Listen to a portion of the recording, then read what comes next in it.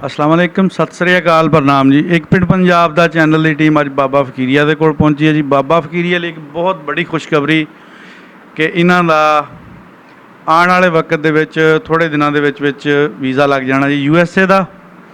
ਇੱਕ ਬਾਬਾ ਫਕੀਰੀਆ ਦੇ ਬਹੁਤ ਚਾਹਣ ਵਾਲੇ ਬੰਦੇ ਨੇ ਜਨਾਬ ਕਿ ਸਾਰੀ ਕੋਸ਼ਿਸ਼ ਕੀਤੀ ਆ ਕਿ ਇਹਨਾਂ ਨੂੰ ਮੈਂ ਜੀ ਜੋ ਵੀ ਹੋਇਆ ਜਿਸ ਤਰ੍ਹਾਂ ਵੀ ਹੋਇਆ ਮੈਂ ਇਹਨਾਂ ਨੂੰ ਇੱਕ ਵਾਰੀ ਸੈਰ ਕਰਾਉਣੀ ਹੈ, ਮੈਂ ਆਪਣੇ ਕੋਲ ਸੱਦਣਾ ਆ, ਮੈਂ ਇਹਨਾਂ ਨੂੰ ਆਪਣੇ ਕੋਲ ਬਿਠਾ ਕੇ ਇਹਨਾਂ ਦੀਆਂ ਗੱਲਾਂ ਸੁਣਨੀਆਂ।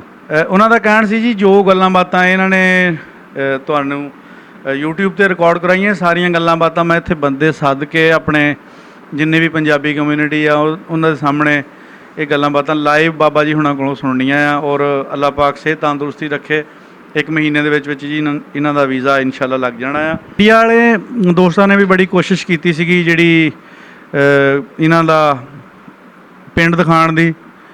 ਗਿੱਲ ਸਾਹਿਬ ਨੇ ਇਹਨਾਂ ਦੇ ਪਿੰਡ ਦੇ ਵਿੱਚੋਂ ਸਪੋਂਸਰਸ਼ਿਪ ਲੈਟਰ ਵੀ ਭੇਜੇ ਸੀਗੇ, ਲੇਕਿਨ ਉਹ ਕੋਈ ਨਸੀਬ ਦੀ ਗੱਲ, ਦਾਣਾ ਪਾਣੀ ਦੀ ਗੱਲ ਕਿ ਇਹਨਾਂ ਦਾ ਕੰਮ ਨਹੀਂ ਬਣ ਸਕਿਆ। ਕੋਸ਼ਿਸ਼ ਅੱਜ ਵੀ ਜਾਰੀ ਆ। USA ਤੋਂ ਬਾਅਦ ਇਹਨਾਂ ਨੇ ਆਪਣੇ ਪਿੰਡ ਦਾ ਵੀ ਹਲੇ ਜੋ ਇਹਨਾਂ ਨੂੰ ਅਸਲ ਆਪਣੀ ਖਿੱਚ ਪਿੰਡ ਦੀ ਆ ਉਹ ਤਾਂ ਹੋਰ ਕਿਸੇ ਜਗ੍ਹਾ ਦੀ ਵੀ ਨਹੀਂ ਹੋ ਸਕਦੀ ਕਿਸੇ ਵੀ ਇਨਸਾਨ ਲਈ ਜਿਹੜਾ ਆਪਣਾ ਪਿਛੋਕੜ ਯਾਦ ਆ ਜਿਹਨਾਂ ਨੂੰ। ਅਤੇ ਉਹ ਆ ਕੇ ਬਾਅਦ ਦੇ ਵਿੱਚ ਫਿਰ ਸਿਲਸਿਲਾ ਸ਼ੁਰੂ ਹੋਊਗਾ ਜੀ। ਬਾਬਾ ਜੀ ਹੁਣਾਂ ਕੋਲ ਗੱਲਾਂ ਬਾਤਾਂ ਪੁੱਛਦੇ ਵੀ ਇਹ ਕੀ ਫੀਲ ਕਰਦੇ ਆ, ਕੀ ਮਹਿਸੂਸ ਕਰਦੇ ਆ ਕਿ ਇਹਨਾਂ ਦਾ USA ਦਾ ਵੀਜ਼ਾ ਲੱਗਦਾ ਪਿਆ ਜੀ। ਉਹ ਬਈ ਸਤਿ ਸ੍ਰੀ ਅਕਾਲ ਜੀ। ਜੇ ਹੁਣ ਉਹਨੇ ਐਡੀ ਕੋਸ਼ਿਸ਼ ਕੀਤੀ ਆ, ਇੰਨਾ ਖਰਚਾ ਕੀਤਾ ਮੇਰੇ ਉੱਤੇ, ਮੇਰਾ ਕੋਈ ਲੱਗਦਾ ਨਹੀਂ ਲਗਾਉਂਦਾ ਨਹੀਂ, ਉਵੇਂ ਉਹ ਆਪਣਾ ਮੇਰੀ ਖੁਸ਼ੀ ਕਰਦਾ, ਮੇਰਾ ਪਿਆਰ ਕਰਦਾ ਮੇਰੇ ਨਾਲ। ਹੁਣ ਮੇਰਾ ਵੀ ਦਿਲ ਮੰਨਦਾ ਮੈਂ ਹੁਣ ਉਹਦਾ ਖੈਰ ਰੱਖੇ, ਮੈਂ ਖੈਰ ਨਾਲ ਗਿਆ ਨਾ ਉੱਥੇ ਗੱਲਬਾਤ ਗੱਪ-ਸ਼ੱਪ ਲਾਵਾਂਗੇ, ਲਾ ਕੇ ਮੁੜ ਕੇ ਫਿਰ ਇੱਥੇ ਆਪਣੇ ਪਿੰਡ ਵਾਲਿਆਂ ਨਾਲ ਵੀ ਲਾਊਂਗਾ। ਪਿੰਡ ਵਾਲਿਆਂ ਨੇ ਤਾਂ ਜਦੋਂ ਨਵੀਂ ਕੇਸਟ ਸੀ ਨਾ ਉਦੋਂ 1-2 ਟੈਲੀਫੋਨ ਕੀਤੇ, ਇਹ ਤਾਂ ਮੁੜ ਕੇ ਮੈਨੂੰ ਭੁੱਲ ਹੀ ਗਏ ਆ। ਅਤੇ ਬਾਹਰ ਕੈਨੇਡਾ ਵਾਲੇ ਆ, ਅਮਰੀਕਾ ਵਾਲੇ ਆ, ਇਟਲੀ ਵਾਲੇ ਮੈਨੂੰ ਰੋਜ਼ ਹੀ ਰਾਤ ਨੂੰ 5 ਟੈਲੀਫੋਨ ਆਉਂਦੇ ਆ। ਉਹਨਾਂ ਨੇ ਮੇਰੇ 'ਤੇ ਇੰਨੀ ਖੁਸ਼ੀ ਕੀਤੀ ਆ, ਇੰਨਾ ਖਰਚਾ ਕੀਤਾ। ਉਹਨੇ ਕਿਹਾ ਬਾਬਾ ਤੇਰੀ ਇੱਕ ਦਵਾਨੀ ਨਹੀਂ ਲੱਗਦੀ, ਅਸੀਂ ਸਭ ਕੁਛ ਤੇਰਾ ਖਰਚਾ ਸਾਰਾ ਹੀ ਕਰਾਂਗੇ। ਹੁਣ ਇੱਕ ਗੱਲ ਹੋਰ ਵੀ ਆ, ਜਿਹੜੇ ਅੱਗੇ ਮੈਂ ਕੇਸਟਾਂ ਭਰੀਆਂ ਉਦੋਂ ਮੇਰੇ ਮੂੰਹ ਵਿੱਚ ਦੰਦ ਹੈਗੇ ਸੀ, ਹੁਣ ਮੇਰੇ ਮੂੰਹ ਦੇ ਵਿੱਚ ਦੰਦ ਹੈ ਨਹੀਂ। ਕੋਈ ਗੱਲ ਗਲਤ ਫਲਤ ਵੀ ਹੋ ਜਾਂਦੀ ਆ, ਹਵਾ ਕਿਸੇ ਪਾਸਿਓਂ ਨਿਕਲ ਜਾਂਦੀ ਆ, ਇਹ ਮੇਰੇ ਬਸ ਦੀ ਗੱਲ ਨਹੀਂ। ਅੱਲਾ ਖੈਰ ਕਰੇ। ਉਹ ਹੁਣ ਜਦੋਂ ਇੰਨਾ ਜੋ ਅਗਲਾ ਚਾਹੁੰਦਾ ਤਾਂ ਫਿਰ ਹੁਣ ਮੈਂ ਅਮਰੀਕਾ ਜਾਣਾ ਹੀ ਜਾਣਾ। ਬੰਦਾ ਬੜਾ ਸਰਦਾਰ ਠੀਕ ਠਾਕ ਆ। ਮੈਨੂੰ ਕਹਿੰਦਾ ਵੀ ਬਾਬਾ ਇੱਕ ਵਾਰੀ ਆ ਜਾ, ਮੈਂ ਖੂਹ ਵੀ ਲਵਾਇਆ ਹੋਇਆ ਬਦਾਮਾਂ ਦਾ, 200 ਕਿੱਲਾ ਬਦਾਮਾਂ ਦੇ ਬਾਗਾਂ ਦਾ। ਤੈਨੂੰ ਇੱਥੇ ਇੱਕ ਵਾਰੀ ਆ ਗਿਆ ਸ਼ਰਦਾਈ ਪਿਲਾ ਕੇ ਤੈਨੂੰ ਮੁੰਡਾ ਬਣਾ ਕੇ ਭੇਜੂ। ਹਾਂਜੀ ਸਰਦਾਈ ਪੀ ਹੋਣੀ, ਬਦਾਮ ਤਾਂ ਖਾਣੇ ਹੋਣੇ, ਮੂੰਹ 'ਚ ਦੰਦ ਕੋਈ ਨਹੀਂ। ਹਾਂ ਹੁਣ ਮੂੰਹ ਵਿੱਚ ਦੰਦ ਨਹੀਂ ਰਿਹਾ, ਗੱਪ ਛੱਪ ਨਹੀਂ ਲੱਗਦੀ, ਨਹੀਂ ਤਾਂ ਲਾਉਣੀ ਸੀ ਬੜੀ। ਜੇ ਵਕਤ ਅੱਲਾ ਨੇ ਲਿਆਂਦਾ ਤਾਂ ਉਹਦੇ ਕੋਲ ਜਾ ਕੇ ਸਰਦਾਰ ਦੇ ਕੋਲ ਬਹਿ ਕੇ ਗੱਪ ਛੱਪ ਲਾਵਾਂਗੇ, ਦੁਬਾਰਾ ਨਾਲੇ ਰਹਿ ਕੇ ਆਵਾਂਗੇ। ਕੋਈ 10 ਦਿਨ 10 ਸਾਲ ਦਾ ਵੀਜ਼ਾ ਉਹਨੇ ਲਵਾਉਣਾ ਮੈਨੂੰ। ਉਹ ਕਹਿੰਦਾ ਬਾਬਾ 6 ਮਹੀਨੇ ਪਿੰਡ ਅਤੇ 6 ਮਹੀਨੇ ਮੇਰੇ ਕੋਲ। ਕਿਸੇ ਚੰਗੀ ਮਾਂ ਦਾ ਪੁੱਤ ਆ ਜੰਮਿਆ ਹੋਇਆ, ਉਹ ਚੰਗਾ ਤਗੜਾ ਬੰਦਾ ਜੀ, ਬੜਾ ਦਲੇਰ ਜੱਟ ਆ ਵੀ। ਬੜੀ ਗੱਲ ਆ ਉਹਦੀ। ਜਲੰਧਰ ਦੇ ਜ਼ਿਲ੍ਹੇ ਦਾ, ਆਪਣੇ ਜੰਡਾਲੀ ਵਾਲੇ ਉਹ ਜ਼ਿਲ੍ਹੇ ਦਾ ਵੀ ਨਹੀਂ ਗਾ। ਜੰਡਾਲੀ ਵਾਲਿਆਂ ਨੇ ਤਾਂ ਗੱਲ ਹੀ ਮੁਕਾ ਦਿੱਤੀ, ਮੁੜ ਕੇ ਕਿਸੇ ਨੇ ਦੁਆ ਸਲਾਮ ਹੀ ਨਹੀਂ। ਉਹ ਸੁੱਚਾ ਸਿੰਘ ਮੈਂ ਕਹਿ ਤਾ, ਮੈਂ ਕਿਹਾ ਉਹਨੇ ਇੱਦਾਂ ਕੀਤੀ। ਉਹ ਪਤਾ ਨਹੀਂ ਸੁੱਚਾ ਸਿੰਘ ਦਾ ਬੱਟ ਖਾ ਗਏ, ਆਪੇ ਹੀ ਕਹਿੰਦੇ ਵੀ ਸੱਚੀ ਗੱਲ ਬਾਬਾ ਜੋ ਬੀਤੀ ਆ ਉਹ ਸੁਣਾਈ। ਮੈਂ ਕਿਹਾ ਮੈਂ ਜੋ ਬੀਤੀ ਆ ਸੁਣਾਊਂਗਾ, ਪਰ ਗੱਲ ਇੱਕ ਆ 72 ਸਾਲ ਹੋ ਗਏ ਜਿਹੜੀ ਉਹ ਰਾਤ ਅੱਜ ਤੱਕ ਨਹੀਂ ਭੁੱਲੀ।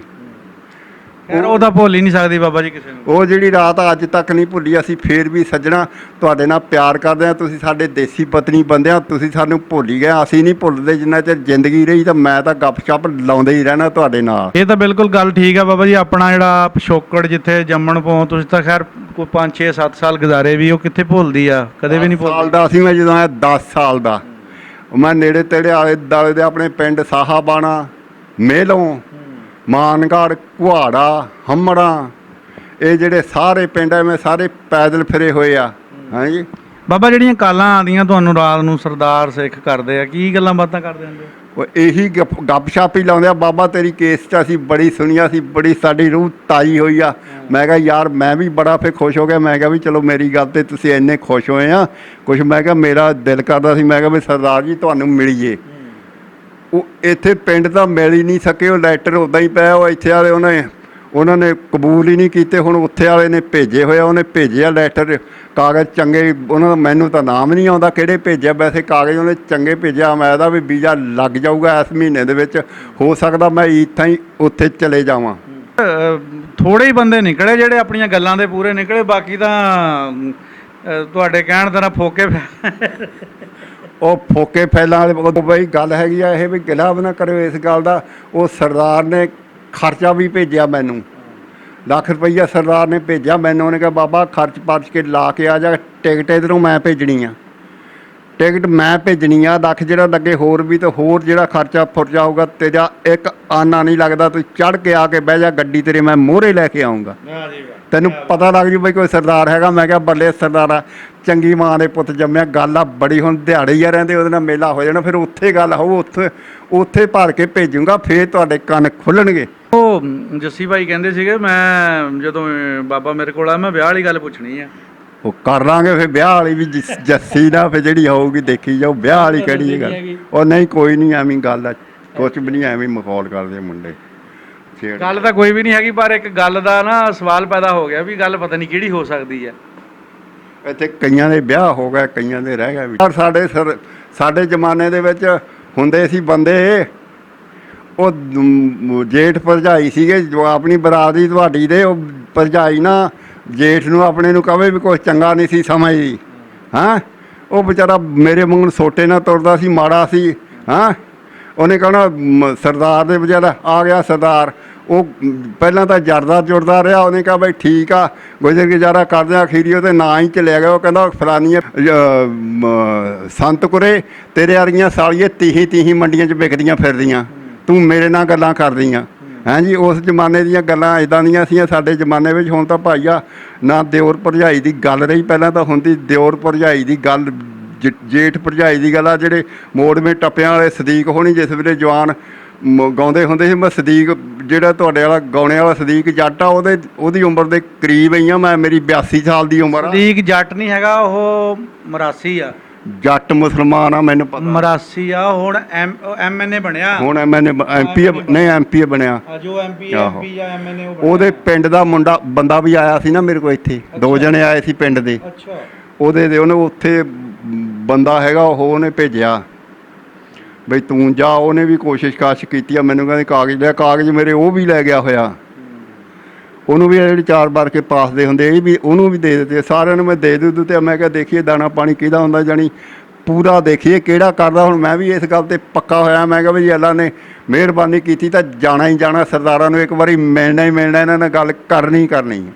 ਤੇ ਜੇ ਉਹਨਾਂ ਨੇ ਜਾ ਕੇ ਉੱਥੇ ਪੈਂਟ ਪਵਾਤੀ, ਉਹ ਪੈਂਟ ਪਵਾਤੀ, ਅੱਗੇ ਮੈਂ ਕਿਹੜਾ ਪੈਂਟ ਪਾਉਂਦਾ ਨਹੀਂ, ਮੈਂ 20 ਮੁਲਕ ਫਿਰਿਆ, ਮੈਂ ਲੇਵੀ ਦੇ ਵੀ ਸਾਰਾ 4 ਸਾਲ ਪੈਂਟ 'ਚ ਹੀ ਰਿਹਾ, ਮੈਨੂੰ ਪੈਂਟ ਵੱਢਣ ਲੱਗੀ ਆ, ਮੈਂ ਕੀ ਪਹਿਲੇ ਉਹ ਮੈਂ ਸਭ ਕੁਝ ਜਾਣਦਾ, ਚਾਦਰ ਵੀ ਮੈਨੂੰ ਪੈਂਟ ਵੀ ਪਾਊਂਗਾ। ਮੈਂ ਡਾਂਗਰੀ ਪਾਉਂਦਾ ਰਿਹਾ, ਉੱਥੇ ਡਾਂਗਰੀ ਸਮਝਦਾ, ਉਹ ਜਿਹੜੀ ਤੋੜੋ ਤੋੜੀ ਹੁੰਦੀ, ਡੋਂਗਰੀ ਤੋੜੋ ਤੋੜੀ, ਉਹ ਲਿਬਾਸ ਸਾਰਾ ਹੀ ਮੈਂ ਪਹਿਨੇ ਹੋਇਆ, ਫਿਕਰ ਗੱਲ ਹੀ ਨਹੀਂ ਆ। ਹੋਰ ਗੱਲ ਕੋਈ ਨਹੀਂ, ਥੋੜ੍ਹੀ ਜਿਹੀ ਲੱਤਾਂ ਮੇਰੀਆਂ ਜਵਾਬ ਦੇ ਗਈਆਂ, ਅੱਧਾ ਧਰਤਾ ਮੇਰਾ ਬੜਾ ਠੀਕ ਠਾਕ ਆ, ਮੁੰਡਿਆਂ ਵਰਗਾ ਹਰੇ ਜਿਹੜਾ ਥੱਲਿਓਂ ਬੇੜਾ ਹਿੱਲ ਗਿਆ। ਇਹ ਗੋਡੇ ਵੀ, ਇਹ ਵੀ ਮੇਰੀ ਗਲਤੀ ਆ, ਮੈਂ 5 ਮਾਂ ਦੀਆਂ ਗੱਠਾਂ ਚੁੱਕਦਾ ਰਿਹਾ, ਮੈਂ ਸਾਦਾ ਬੰਦਾ ਹੀ। ਪਾਂਡੀਆਂ ਨੇ ਮੈਨੂੰ ਫਲਾ ਕੇ ਮੈਨੂੰ ਲੱਦ ਦੇਣੀ, ਚੜ੍ਹ ਜਾ ਬਾਬਾ ਤਾਇਆ ਟਰੱਕ 'ਤੇ, ਚਾਚਾ ਚੜ੍ਹ ਜਾ ਟਰੱਕ 'ਤੇ, ਤੂੰ ਹੀ ਆ। ਉਹ ਮੈਂ ਉਹਨਾਂ ਦੇ ਫੂਕ ਚਕਾ ਕੇ ਨਾ, ਉਹ ਮੈਨੂੰ ਫੂਕ ਦੇ ਕੇ ਮੇਰੇ 'ਤੇ ਕੰਮ ਕਰਾਉਂਦੇ ਰਹੇ। ਹੁਣ ਮੈਨੂੰ ਪਤਾ ਲੱਗਦਾ, ਉਹਦਾ ਗੱਡੇ ਵਾਲਾ ਬਹੁਤ ਹੋਵੇ, ਬੋਰੀਆਂ ਵਾਲਾ ਬੰਦਾ ਹੋਵੇ, ਇਹਨੂੰ ਮਗਰੋਂ ਪਤਾ ਲੱਗਦਾ। ਉੱਤੋਂ ਧੜ ਮੇਰਾ ਠੀਕ ਠਾਕ ਆ, ਸਭ ਕੋਈ ਗੱਲਬਾਤ ਨਹੀਂ, ਤੇ ਲੱਤਾਂ ਤਾਂ ਮੇਰੇ 'ਤੇ ਬੈਠੇ ਦੇ ਨਹੀਂ ਉੱਠ ਹੁੰਦਾ। ਇਹ ਕੰਮ ਰੱਬ ਦੇ ਮੇਰੇ ਬਸ ਦੀ ਗੱਲ ਨਹੀਂ, ਦੰਦ ਮੇਰੇ ਮੂੰਹ 'ਚ ਨਹੀਂ ਰਿਹਾ ਕੋਈ ਵੀ। ਪਰ ਮੈਂ ਗੱਲ ਇਹ ਨਹੀਂ ਆ ਬਈ ਆਪਣੇ ਜਡਾਲੀ ਵਾਲੇ ਜੱਟਾਂ ਦਾ ਮਸ਼ਕੂਰ ਆ ਬੜਾ, ਮੈਂ ਉਹਨਾਂ ਦੇ ਹੱਕ 'ਚ ਦੁਆ ਕਰਦਾ, ਅੱਲਾ ਦੀ ਯਾਦ ਬਈ ਤੁਹਾਡੇ 'ਤੇ ਰਹਿਮ ਕਰੇ ਸੱਜਣੋ। ਜੇ ਕਿਤੇ ਟਾਈਮ ਲੱਗਿਆ ਤਾਂ ਲਾਉਣਾ ਇੱਥੇ, ਮਤਲਬ ਹੋਰ ਆ ਵੀ ਹੁਣ ਜਨਾਲੀ ਵਾਲੇ ਮੈਂ ਕਨੇਡੇ ਵੀ ਜਾਣਾ, ਕਨੇਡੇ ਜਨਾਲੀ ਵਾਲੇ ਮਿਲਣਗੇ। ਆ ਮੈਨੇਜਰ ਸਿੰਘ ਆ ਜਿਹੜਾ, ਉਹਦਾ ਮੈਨੂੰ ਟੈਲੀਫੋਨ ਇੱਥੇ ਆਉਂਦਾ ਰਹਿੰਦਾ, ਉਹਦੀ ਕੁੜੀ ਆ ਇੱਕ ਨੀਲਾ, ਸਾਡੇ ਪਿੰਡ ਜੋ ਲੰਬੜਾ ਦੀ, ਸਾਡੇ ਗੁਆਂਢ ਰਹਿੰਦੇ ਸੀ, ਉਹਨਾਂ ਦਾ ਹਾਤਾ ਸਾਡੇ ਗੁਆਂਢ ਸੀ। ਹੁਣ ਵੇਚ ਕੇ ਉਹਨਾਂ ਨੇ ਬਾਹਰ ਕੋਠੀ ਪਾਈ ਆ, ਉਹਨੇ ਮੈਨੂੰ ਦੱਸਿਆ ਬਾਹਰ ਪਾਈ ਆ। ਉਹਦੀ ਭੈਣ ਆ ਛੋਟੋ, ਉਹ ਹੁਣ ਛੋਟੋ ਔਰ ਉਹ ਰਹਿ ਕੇ ਗਏ ਆ ਸਿੰਘ। ਆਹੋ ਸਾਡੇ ਗੁਆਂਢ ਸੀ ਲੰਬੜਾਂ ਦੇ, ਆਹੋ ਉਹ ਸਾਡੇ ਗੁਆਂਢੀ ਸੀ ਬਿਲਕੁਲ। ਹਾਂਜੀ, ਉਹ ਸਾਡੇ ਗੁਆਂਢ ਨਾਲ ਦੀ ਆਇਆ ਦੀ, ਘੁੰਮ ਕੇ ਰੰਗੜਾਂ ਵਾਲੀ ਗਲੀ ਦੇ ਵਿੱਚ ਦੀ ਮੁੜ ਕੇ ਉਹ ਹਿੰਦੂ ਹੁੰਦਾ ਸੀ, ਘਰ ਤੱਕ ਵਰਤਾ ਉਹਨੂੰ ਕਹਿੰਦੇ ਹੁੰਦੇ ਸੀ। ਉਹਦੀ ਹੱਟੀ ਬੜੀਆਂ ਤਿਲਾਂ ਵਾਲੀਆਂ ਰੇੜੀਆਂ ਸਵਾਦ ਹੁੰਦੀਆਂ ਸੀ ਉਸ ਜ਼ਮਾਨੇ 'ਚ। ਹੁਣ ਤਾਂ ਕੋਈ ਸ਼ੈ ਨਹੀਂ ਪਾਉਂਦੇ ਵਿੱਚ, ਨਿਆਣੇ ਐਵੇਂ ਵਿਚਾਰੇ ਧੱਕੇ ਖਾਂਦੇ। ਕਿੱਥੇ ਰੇੜੀਆਂ ਮਿਲਦੀਆਂ ਤਿਲਾਂ ਵਾਲੀਆਂ, ਉਹ ਤਾਂ ਕਿਤੇ ਮੋਗੇ ਆ ਜਿਹੜੇ ਕਿ ਮਰੂੰਡੇ ਹੁੰਦੇ ਸੀ ਬਰਾਬਰ। ਉਹ ਸਾਡੇ ਜ਼ਮਾਨੇ 'ਚ ਬੜਾ ਕੁਛ ਸੀ ਯਾਰ, ਹੁਣ ਤਾਂ ਇਹ ਪੈਸੇ ਹੀ ਲਈ ਜਾਂਦੇ ਆ, ਦਿੰਦੇ ਲੈਂਦੇ ਕੱਖ ਨਹੀਂ। ਸਲਾਂਟੀਆਂ ਲੈ ਆਹੋ ਨਿਆਣੇ ਬਿਮਾਰ ਕਰਨ ਵਾਲੀ ਗੱਲ ਹੈ। ਬਾਬਾ ਘਰ ਦੇ ਤਾਂ ਨਹੀਂ ਕਹਿੰਦੇ ਵੀ ਤੂੰ ਹੁਣ ਅਮਰੀਕਾ ਐਡੀ ਦੂਰ 7 ਸਮੁੰਦਰ ਪਾਰ ਚੱਲਾਂ ਆ?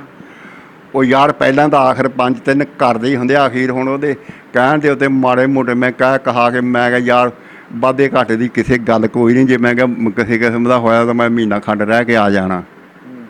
ਉਹ ਟਕਾਏ ਟਕੂਏ ਤਾਂ ਹੋਏ ਆ, ਬਾਕੀ ਹੁਣ ਦਾਣੇ ਪਾਣੀ ਦੀ ਗੱਲ ਆ। ਜੇ ਹੁਣ ਉੱਥੇ 4 ਦਿਨ ਦਾ ਦਾਣਾ ਪਾਣੀ ਚੰਗਾ ਹੋ ਗਿਆ ਨਾ, ਉਹਦਾ ਜੱਸੀ ਤਾਂ ਮੈਨੂੰ ਕਹਿੰਦਾ ਵੀ ਸੱਜਣਾ ਗੱਲ ਹੈਗੀ ਆ, ਖੂਹ ਲੱਗਿਆ ਹੋਇਆ 200 ਕਿੱਲੇ ਦੇ ਵਿੱਚ ਬਾਗ ਆ ਬਦਾਮਾਂ ਦਾ, ਹਰ ਸ਼ਾਇਦ ਦੁਨੀਆ ਦੀ ਏਸੀ ਇੱਥੇ ਲੱਗਿਆ ਹੋਇਆ, ਪੱਖੇ ਇੱਥੇ ਲੱਗੇ ਹੋਇਆ, ਕੂਲਰ ਇੱਥੇ ਲੱਗੇ ਹੋਇਆ, ਇੱਥੇ ਖੂਹ 'ਤੇ ਨਜ਼ਾਰੇ ਲੈ, ਇੱਥੇ ਤੈਨੂੰ ਆਪੇ ਆਸੇ ਪਾਸਿਆਂ ਤੋਂ ਆ ਕੇ ਬੰਦੇ ਮਿਲਣਗੇ, ਕੋਈ ਇੱਥੇ ਜੱਟ ਆ ਕੇ ਮਿਲਣਗੇ। ਜਿਹੜੇ ਫਿਲਪੈਨੀ ਫਿਲਪੂਨੀ ਰੱਖੇ ਨਾ ਉਹ ਸਾਰੇ ਬਾਬਾ ਤੇਰੇ ਫੈਨ ਹੋ ਜਾਣੇ ਆ। ਆਹੋ ਉਹ ਸਾਰੇ ਕਹਿੰਦਾ ਬਈ ਇੱਥੇ ਮਿਲਣਗੇ, ਫਿਰ ਤੈਨੂੰ ਕੈਨੇਡੇ ਵੀ ਫੇਰ ਕੇ ਲਿਆਉਂਗਾ।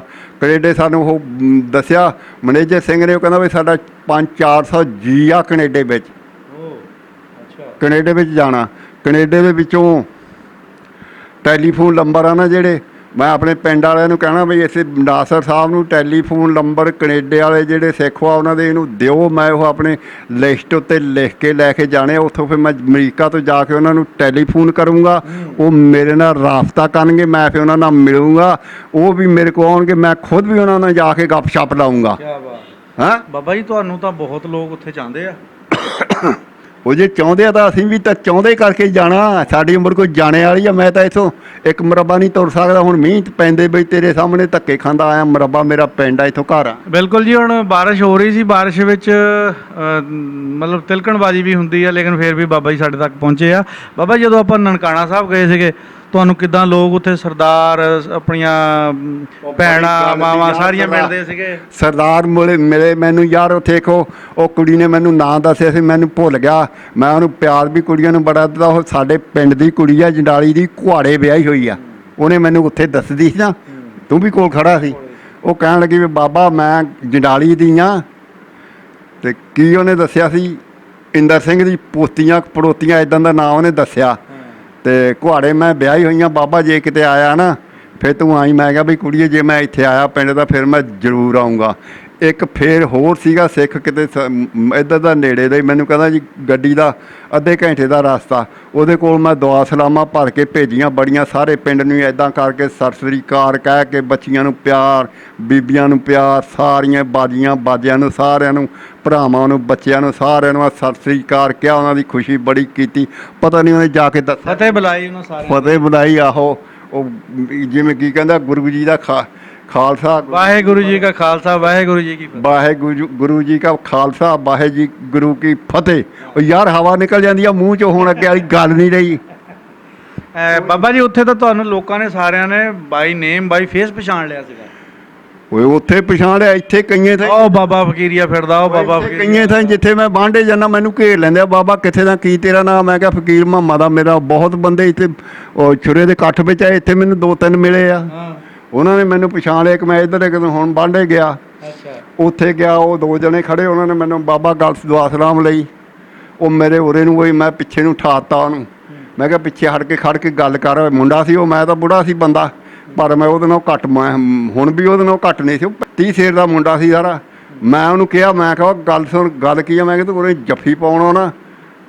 ਉਹ ਕਹਿੰਦਾ ਨਹੀਂ ਬਾਬਾ ਤੇਰਾ ਨਾਂ ਫਕੀਰ ਮੁਹੰਮਦ ਨਹੀਂ। ਮੈਂ ਕਿਹਾ ਉਹ ਫਕੀਰ ਮੁਹੰਮਦ ਹੀ ਆ, ਮੈਂ ਤੇਰੀ ਕੇਸਤ ਸੁਣੀ ਆ।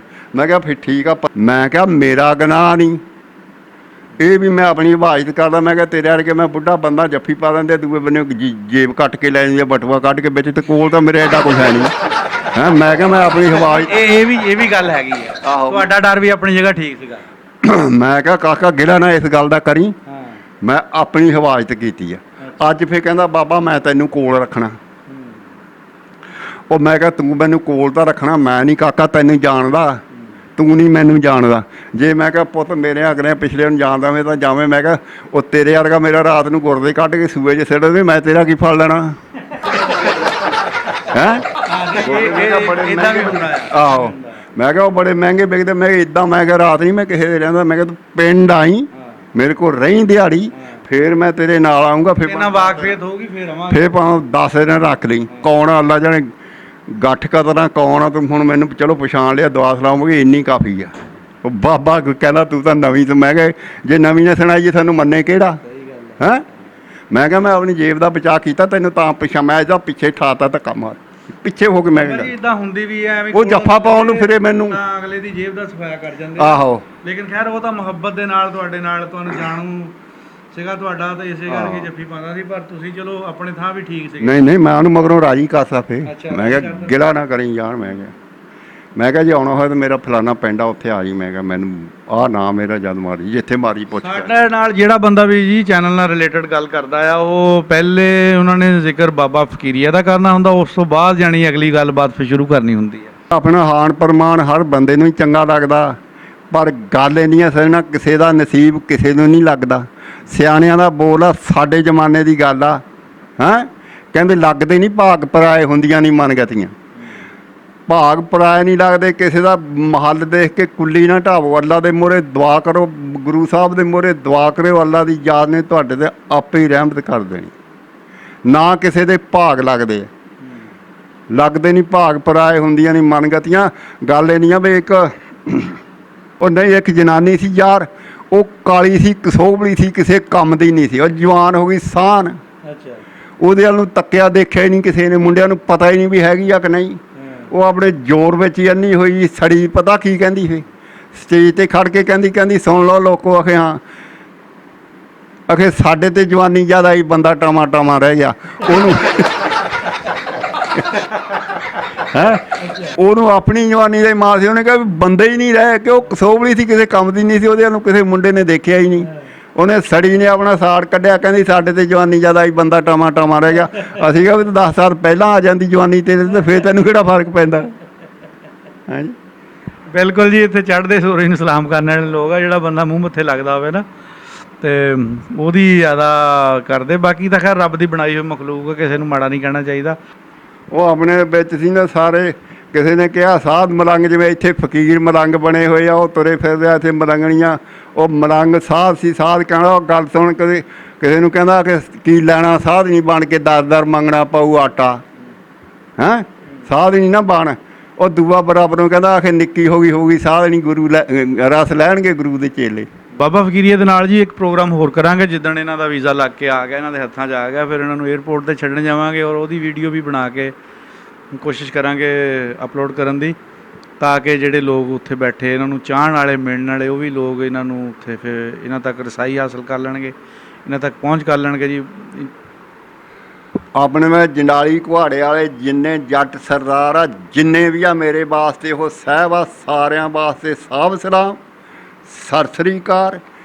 ਜੇ ਕੋਈ ਵਾਧਾ ਘਾਟਾ ਹੋਵੇ ਮੈਂ ਉਸ ਗੱਲ ਦੀ ਮਾਜਰਤ ਚਾਹੁੰਦਾ। ਵਾਧਾ ਘਾਟਾ ਹੁੰਦਾ ਹੀ ਰਹਿੰਦਾ। ਬਹਰਹਾਲ ਜਿਹੜੀ ਰਾਤ ਸਾਡੇ ਨਾਲ ਉਹ ਗੁਜ਼ਰ ਗਈ ਆ 14 ਅਗਸਤ ਵਾਲੀ, 72 ਸਾਲ ਹੋ ਗਏ, ਅਜੇ ਜੇ ਸ਼ਾਮ ਨੂੰ ਯਾਦ ਕਰੀਓ ਰਾਤ ਤਾਜ਼ੀ ਦੀ ਤਾਜ਼ੀ ਆ, ਲੂਈ ਖੜੀ ਹੋ ਜਾਂਦੀ ਆ। ਪਰ ਗੱਲ ਨਹੀਂ ਆ, ਅਸੀਂ ਆਪਣੀ ਬਦੀ ਨਾ ਗਏ ਆ, ਘੱਟ ਸਾਡੇ ਨਾਲ ਕਿਸੇ ਨੇ ਨਹੀਂ ਕੀਤੀ, ਪਰ ਅਸੀਂ ਸਾਡਾ ਫੇਰ ਵੀ ਜਿਗਰਾ ਕਰਦਾ ਚੱਲ ਸਾਡੇ ਸੱਜਣਾ ਜੰਮਣ ਭਾਵਾ, ਚਲੋ ਫਿਰ ਤੁਰੇ ਆਉਂਦੇ ਆ। ਬਾਬਾ ਜੀ ਇਹ ਆਪਣਾ ਤੁਹਾਡੀ ਗੱਲ ਬਿਲਕੁਲ ਬਜਾ ਆ। ਜ਼ੁਲਮੋ ਸਿਤਮ ਦੀਆਂ ਕਹਾਣੀਆਂ ਹੋਈਆਂ, ਉਹਨਾਂ ਨਾਲ ਵੀ ਮਾੜਾ ਬਹੁਤ ਹੋਇਆ। ਜਿਹੜੇ ਲੋਕ ਇੱਥੋਂ ਉੱਠ ਕੇ ਗਏ ਪੰਜਾਬ 'ਚੋਂ, ਉਹਨਾਂ ਨਾਲ ਕੱਟ-ਵੱਟ ਵੀ ਬਹੁਤ ਹੋਈ ਆ। ਪੂਰੇ ਖਾਨਦਾਨ ਜਿਹੜੇ ਮਾਰੇ ਗਏ ਆ। ਲੇਕਿਨ ਜ਼ਰੂਰਤ ਇਸ ਚੀਜ਼ ਦੀ ਆ ਸਾਡੇ ਵੱਲੋਂ ਵੀ, ਉਹਨਾਂ ਵੱਲੋਂ ਵੀ, ਕਿ ਜੋ ਕੁਛ ਹੋ ਗਿਆ ਬਹੁਤ ਮਾੜਾ ਹੋਇਆ ਸੀ। ਸਾਨੂੰ ਆਪਣੀ ਜਿਹੜੇ ਲੋਕਾਂ ਨੇ ਸਾਡਿਆਂ ਨੇ ਕੀਤਾ ਬੁਰਾ, ਜਾਂ ਉਹਨਾਂ ਦੇ ਨੇ ਬੁਰਾ ਕੀਤਾ, ਸਾਨੂੰ ਉਹਨਾਂ ਵੱਲੋਂ ਇੱਕ ਦੂਸਰੇ ਤੋਂ ਮਾफ़ੀ ਮੰਗਣੀ ਚਾਹੀਦੀ ਆ, ਔਰ ਦੁਆ ਮੰਗਣੀ ਚਾਹੀਦੀ ਕਿ ਯਾ ਅੱਲਾ ਪਾਕ ਦੁਬਾਰਾ ਕਦੇ ਵੀ ਇੱਦਾਂ ਦਾ ਟਾਈਮ ਨਾ ਆਵੇ ਕਿ ਆਪਣੇ ਹੀ ਆਪਣਿਆਂ ਦੇ ਦੁਸ਼ਮਣ ਹੋ ਜਾਣ। ਪੰਜਾਬ ਵੰਡਿਆ ਗਿਆ। ਮੁਖਤਲਿਫ ਲੋਕ ਮੁਖਤਲਿਫ ਰੰਗ ਦੇ ਨਾਲ ਇਸ ਚੀਜ਼ ਨੂੰ ਬਿਆਨ ਕਰਦੇ ਆ। ਤਕਸੀਮ ਪੰਜਾਬੀਆਂ ਦੀ ਹੋਈ ਹੈ ਜੀ, ਇਹਦੇ ਵਿੱਚ ਤਾਂ ਕੋਈ ਸ਼ੱਕ ਵਾਲੀ ਗੱਲ ਨਹੀਂ ਹੈਗੀ। ਅਤੇ ਅੱਲਾ ਪਾਕ ਅੱਗੇ ਦੁਆ ਕਰਨੀ ਚਾਹੀਦੀ ਹੈ ਕਿ ਆਉਣ ਵਾਲੇ ਵਕਤ 'ਚ ਕੋਈ ਇੱਦਾਂ ਦਾ ਮਾੜਾ ਟਾਈਮ ਨਾ ਆਵੇ, ਕਿਉਂਕਿ ਲਹੂ ਦਾ ਰੰਗ ਤਾਂ ਇੱਕੋ ਹੀ ਆ ਜੀ। ਮਾਂ ਦਾ ਪੋਤੀ ਮਰਦਾ ਜਦੋਂ ਮਰਦਾ ਆ। ਅੱਲਾ ਪਾਕ ਸਾਰਿਆਂ ਨੂੰ ਖੁਸ਼ ਰੱਖੇ ਜੀ। ਇਨਸ਼ਾਅੱਲਾ ਫਿਰ ਕਿਸੇ ਹੋਰ ਪ੍ਰੋਗਰਾਮ ਦੇ ਵਿੱਚ ਕੱਟੀਆਂ ਮਿੱਠੀਆਂ ਗੱਲਾਂ ਬਾਤਾਂ ਲੈ ਕੇ ਹਾਜ਼ਰ ਹੋਵਾਂਗੇ ਜੀ। ਪਾਰਟੀਸ਼ਨ ਸਟੋਰੀਆਂ, ਦੁੱਖ ਭਰੀਆਂ ਦਾਸਤਾਨਾਂ ਵੀ ਹੁੰਦੀਆਂ ਆ। ਬਾਬੇ ਫਕੀਰੀਆ ਵਰਗੇ ਲੋਕ ਵੀ ਹੈਗੇ ਜਿਹੜੇ ਅੱਜ ਦੇ ਦੌਰ ਦੇ ਵਿੱਚ ਵੀ ਲੋਕਾਂ ਦੇ ਚਿਹਰਿਆਂ 'ਤੇ ਖੁਸ਼ੀ ਲੈ ਕੇ ਆਉਂਦੇ ਆ ਆਪਣੀਆਂ ਗੱਲਾਂ ਦੇ ਨਾਲ। ਔਰ ਮੈਂ ਸਮਝਦਾ ਕਿ ਜਿਸ ਤਰ੍ਹਾਂ ਦੇ ਹਾਲਾਤ ਆ, ਲੋਕ ਆਪਣੇ ਕੰਮਾਂ ਵਿੱਚ ਇੰਨੇ ਮਸਰੂਫ ਹੋ ਗਏ ਆ ਵੀ ਹੱਸਣ ਦਾ ਟਾਈਮ ਵੀ ਨਹੀਂ ਮਿਲਦਾ, ਅਤੇ ਬਾਬਾ ਜੀ ਦੀਆਂ ਗੱਲਾਂ ਸੁਣ ਕੇ ਹੱਸਦੇ ਆ। ਇਹ ਵੀ ਇੱਕ ਸਦਕਾ ਜਾਰੀ ਆ ਜੀ। ਅੱਲਾ ਹਾਫਿਜ਼ ਜੀ।